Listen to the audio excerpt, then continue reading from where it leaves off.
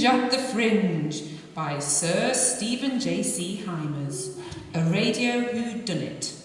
Additional material, Phil Hewitson and John Chambers. The backstory to Cringe at the Fringe. The Carlisle Collective Fringe has finally got underway down at the Methodist Central Hall, and an all-star VIP party is about to get underway.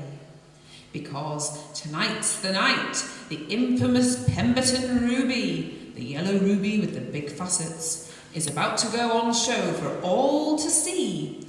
But just as the display is about to be opened, the ruby is stolen. But which one of the crazy VIPs did the dirty deed? Was it Nora Wand, the Fringe Lives continuity announcer? Sir Richard de Bathurst, the local MP, the Right Reverend William Cardcake. Blakey, the Dormiser, I hate you, Butter. Maurice Stifflock, famous horror film actor. Mr. Lewis, stricken local lawyer. Or was it Harry, the head flit barman? Or was it, Kilhooly, the mad Irish baker? Or was it Ale, the Fanta broom cupboard? Or even Mr. Leslie Butterworth, the gentleman cad? Who I say? Or the hooded floor, a black-hearted villain? Oh, the pain, the pain. Or old Mother Lancaster, the cleaner? So, come along and join in the mirth and ongoing mayhem as the likes of Kojak, Taggart, Sherlock Holmes, PC Pod and even Columbo try to track down the thief and find the ruby. It's going to be fun. It's going to be mayhem. It's going to be a right Cringe at the Fringe. Here we go. The Pemberton Ruby. What a stunning gem. Would look good locked up in the old family safe. Now then, my son, don't be tempted by that bright stone. It will bring you bad luck, so I've heard people say. Don't worry, old chap. It's the wrong colour for me.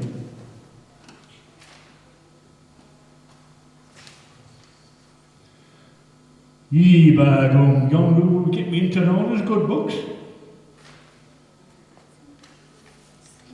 This is getting ridiculous. Oi, fancy! Keep your secret little bit off it. I'm watching you. Oh, I say, that thing would not any girl's heart. Ding dong. I do hear there's a curse on it. That makes my blood run cold. Oh, lovely. Oh, I say, what curse? I understand it was discovered by this explorer fellow, Augustus Pemberton in the 18th century. 17th century. In a temple deep in the Congo, local legend stated it had special properties and could bring good luck or even long life to those who worship it. But the story goes that if it ever left its sacred home, nothing but misfortune and death would befall those who had stolen it. Eh, pish posh. I say that there is any truth in it, is there? All I know is that just as the prophecy said it would, everyone involved in that expedition has since died. That's a pretty looking cleaning girl up around the place. I wonder if she'd ever thought about owning a gym like that. Maybe she's wanted a guy who got it for her. I feel I can dream, I suppose.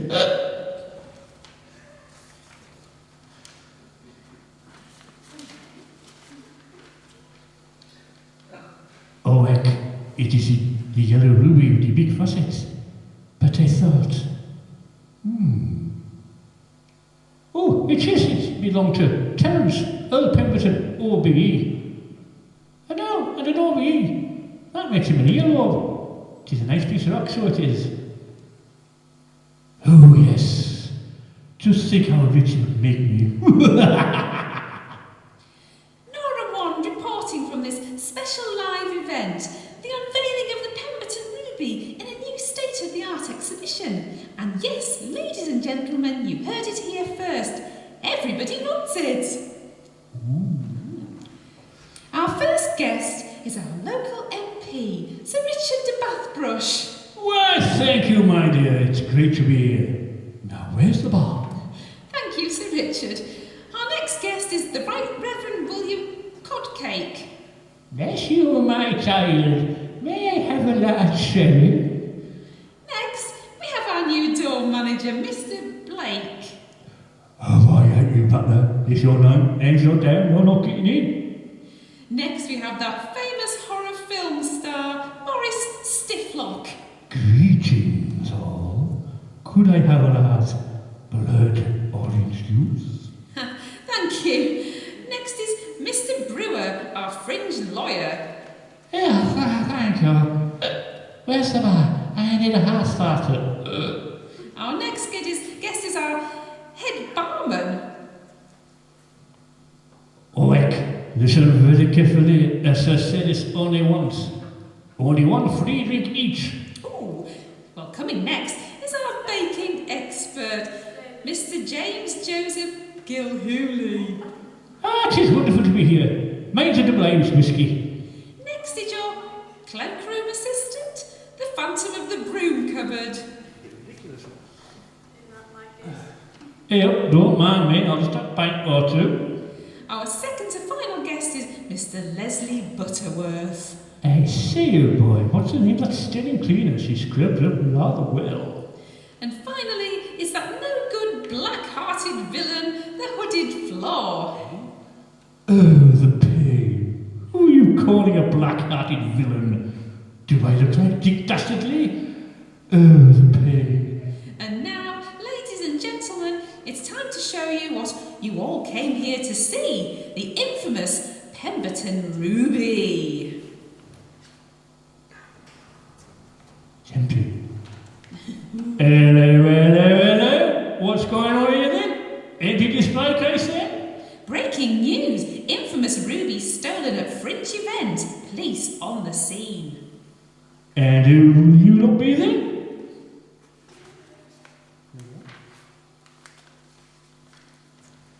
Look, Jim Taggart, Murder Hill CID. Has there been a murder? Hey, Pussycat, Theo Kodrak, NYPD, what's happening, Mr. Policeman?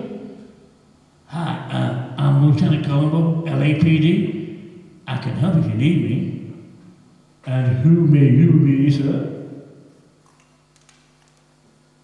Why, gentlemen, I'm a consulting detective. You may call me Holmes. I'm here to help you find out who has stolen the Pemberton Ruby. You must be the famous Sherlock Holmes. I've heard all about you. Gee, what's my wife going to say about this? And I know a good deal about you, gentlemen, too. Well, that's all well and good, gentlemen, but this is local matter which I think I can handle. That's where you're wrong. We've all been hired by our governments to track down the ruby. We knew this was going to happen. What? Aye, that's right. On the ball, baby. That's a fact, sir.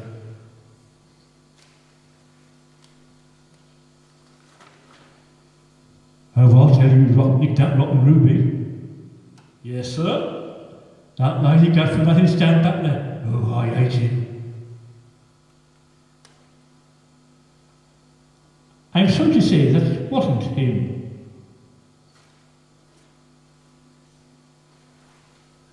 What? Oh, I don't believe it.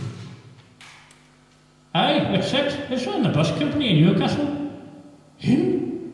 Running the bus company? Oh my God, I really hate you, butler. My son, this means only one thing. What's that, Your Holiness?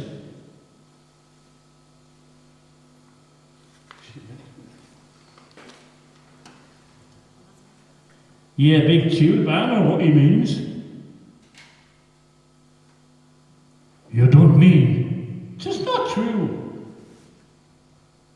Don't say another word. Oh, the same.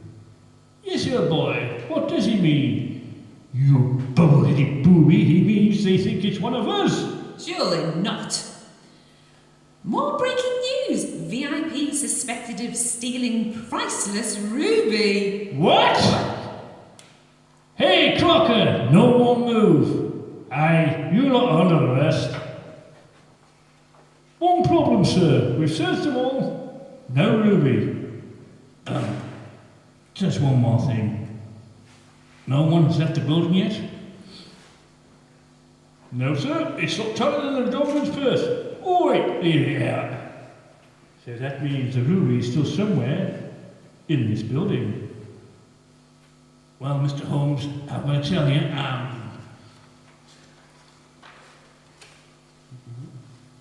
I'm stumped as to which one I'll tuck this ruby where it's hidden.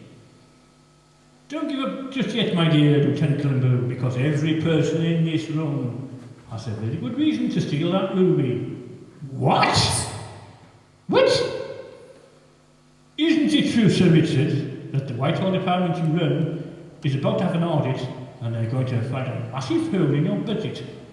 Good God, man, not even the PM knows that. And so it does now, old boy.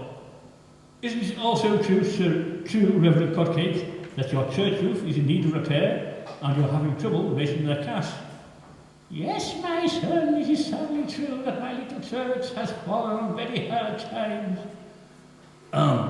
Just one more thing, Mr. Holmes. Mr. Blake doesn't need to have a good reason to steal the ruby. That's where you're wrong, Colombo. He's been planning to move to Penrith to look after his sick mother. Oh, thanks a lot. Tell everyone, why don't you? I hate you, Holmes. Well, what do you know about that? Mr. Stifflock, isn't it true that you are trying to raise the money to make a comeback movie? Yes, sadly it is. My career has been dead and buried for many years. I know that Mr. Brewer hasn't won a big car case in over 3 years. How dare you? I'm the same as a judge. Harry, you believe this ruby was stolen back from your cafe in France by Colonel von Stumpenfluffen in 1942. Oh heck, the wife has been talking in her sleep again. And as for you, Mr. Gilhooly, you need the money to pay off your bookmaker. 'Tis true, I have seen once Tommy Baker's Weekly. Hey, sweet cheeks, what about this cookie phantom guy? You're right, Theo. He wanted to take his lady friend on a long trip.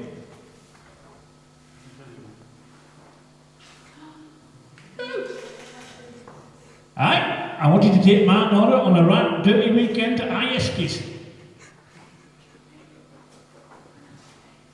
And as for you, Mr. Butterworth, you were planning to have the ruby made into a massive ring. Spot on her, boy. What a stunning ring it would have made. And what about this wooded floor? Who? Little old me? As for him, he wanted the ruby to help power his new super weapon. Super weapon indeed. I was going to use it to get a better suntan. Hold on there, laddie. You forgot one more person. Who? Young Canuty and Aunt Lassie. If she could find your ruby before everybody else, I'm very sorry. Wouldn't she get a plum job? Wouldn't you? More breaking news. Top Scottish cop to probe local radio announcer over missing ruby.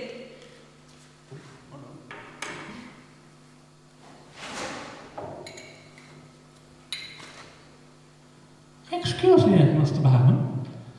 There's something wrong with my drink. You will have to wait. I am busy. Oh, please, how do you wish you drunken old fool?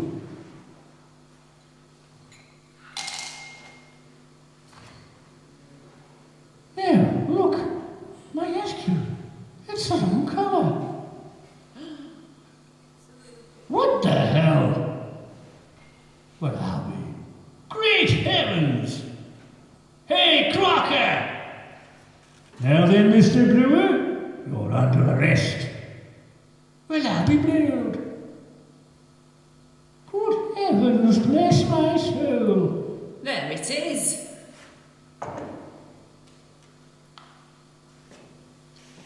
Oh, I like you, Butler.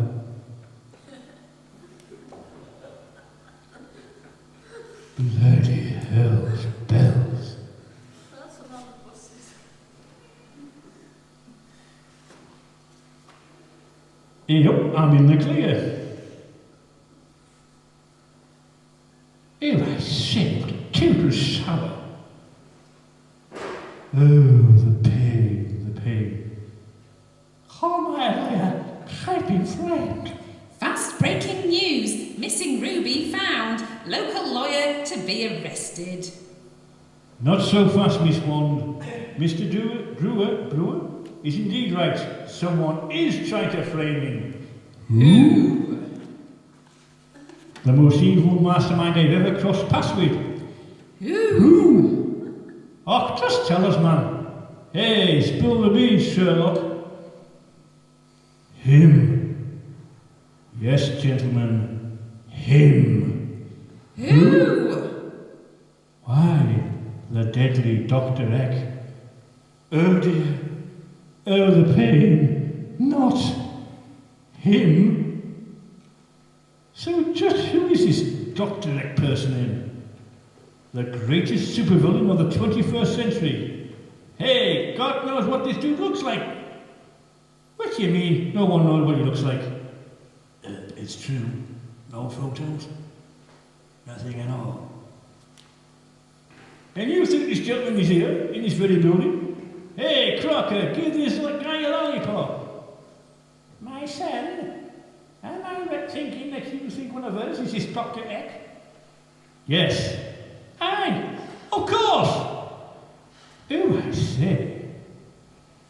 Well, of all the cheek. Well, bless my soul. Oh, Eck. Gosh. Oh, I'm speechless. Hell's bells. 'Tis a dirty lie.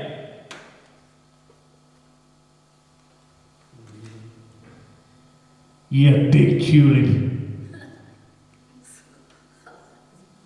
High upset your touch. More shock news. Is supervillain to be unmasked by police? Me?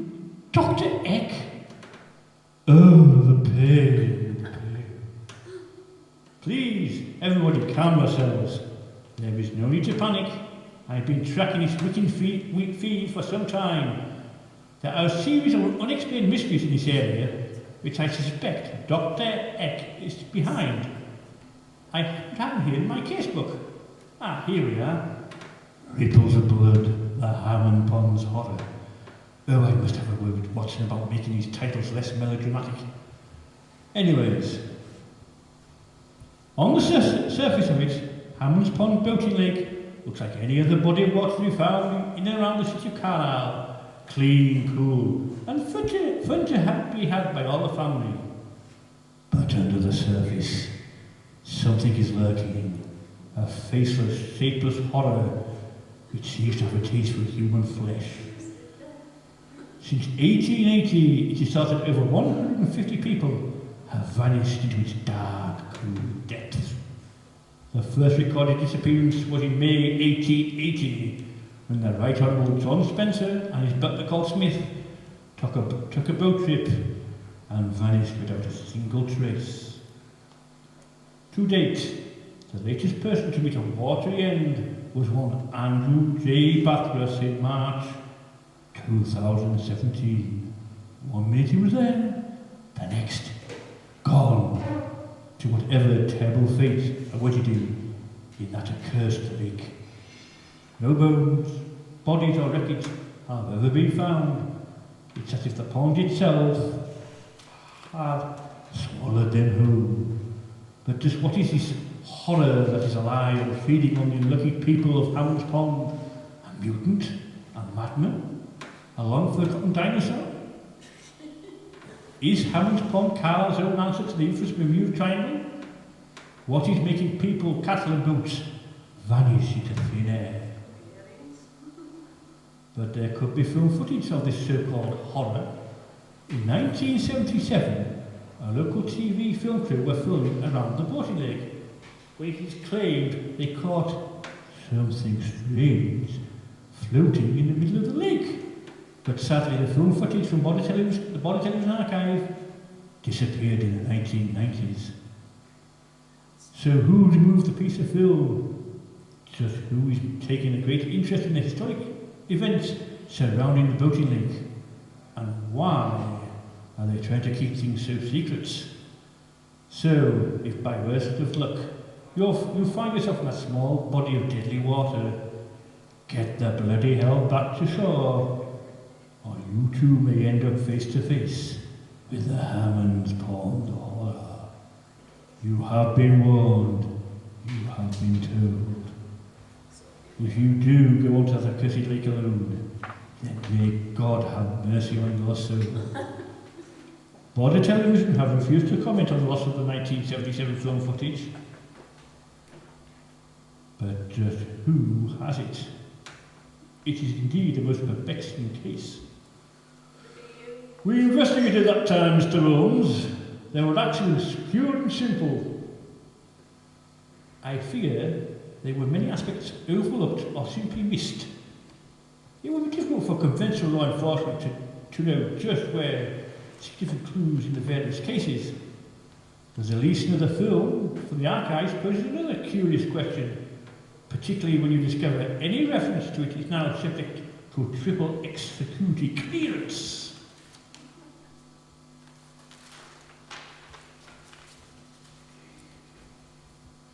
Triple X security clearance? That's a matter of the highest secrecy. Only the PM and intelligence chiefs have access to such material.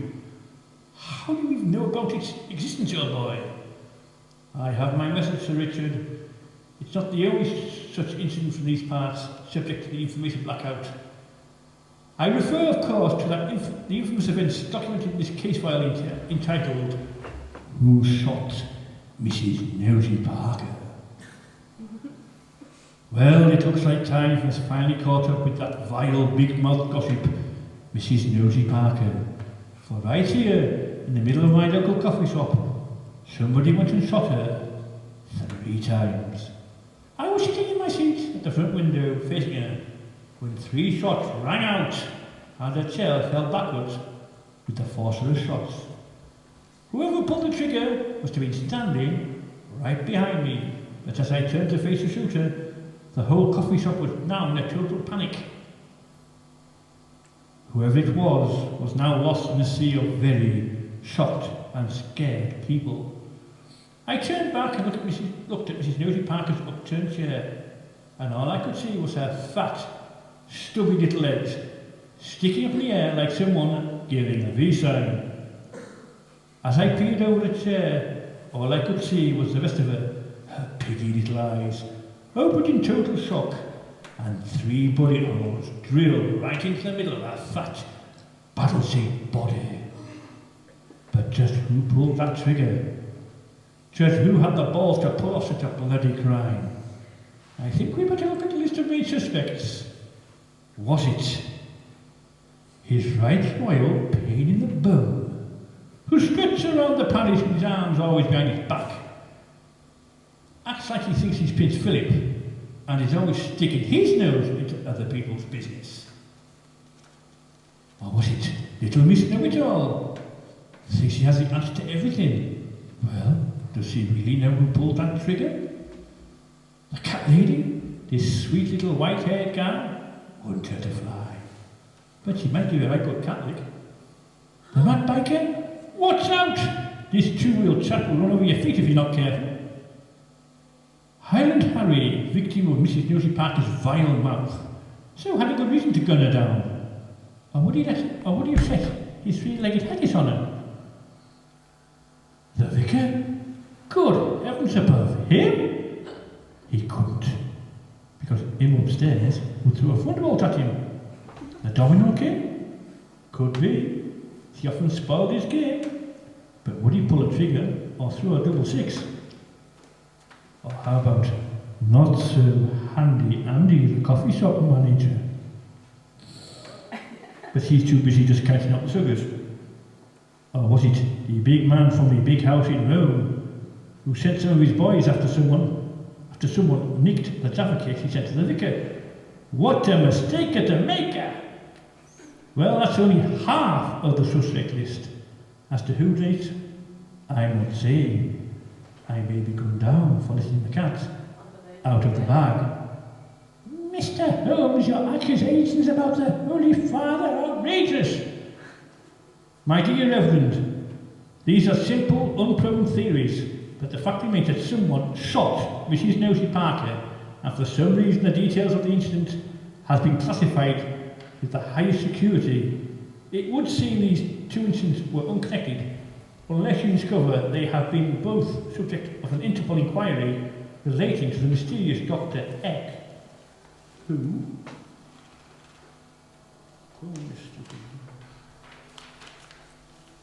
Who knows what underworld connections there may be? Assassinations, stage managed accidents, thefts, ransoms, and high-profile data leaks could all be the work of this elusive villain. Exclusive report. Private Eye accuses authorities of cover-up. Could evil mastermind be at work in corridors of power? Think of Hoover. All I'm suggesting, there is many unanswered questions, but I hope they don't remain unanswered for long. I say, this scoundrel, whoever is framing Mr. Brewster, might have left their fingerprints on that glass. Aye, that's a possibility. Put down that glass on the bar and we can dust it for prints. You can borrow my feather duster. Thank you, miss. Now.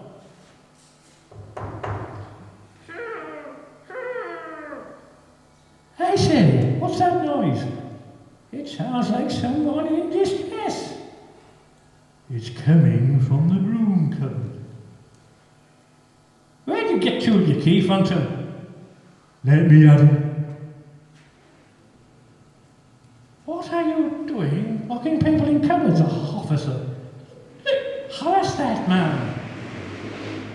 I knew it was him all along, a double bluff. Officers, do your duty.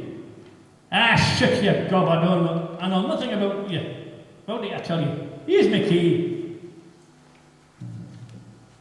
Oh, Mother Lancaster! Of course, who did you expect? Queen Victoria? I'll tell you, I am not amused, not one little bit.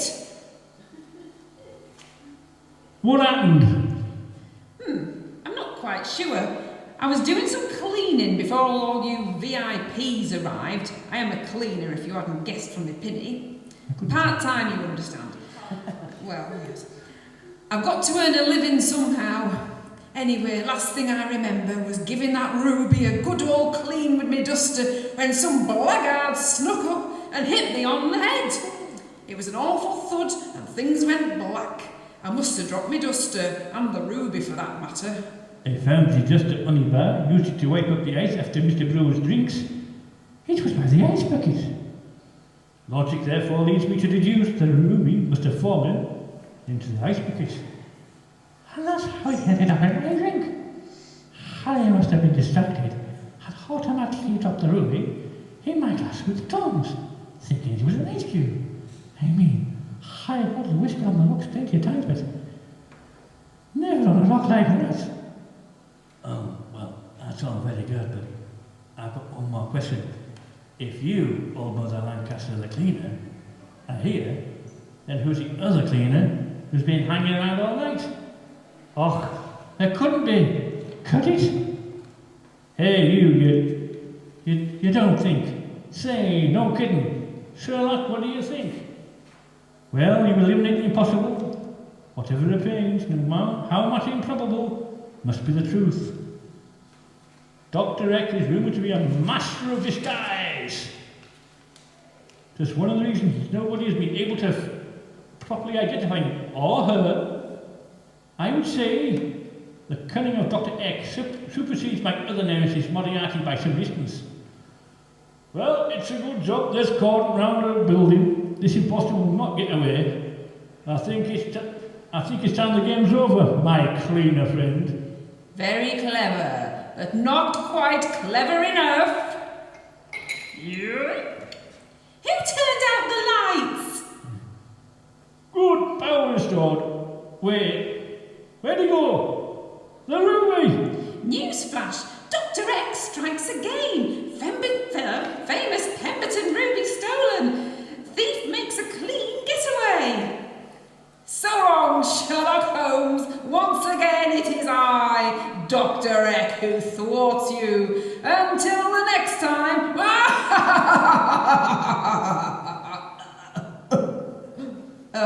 Oh, curses! This requires more contemplation. Where's my violin? Oh, heck. I say this calls for a stiff drink. The round is on me, on the house. And so, this is Nora Wand signing off on this eventful night and asking, will the infamous Pemberton ruby ever be recovered? Perhaps we will discover the identity of the nefarious Dr. Eck one day. Find out next time, if there is a next time, at Cringe at the Fringe.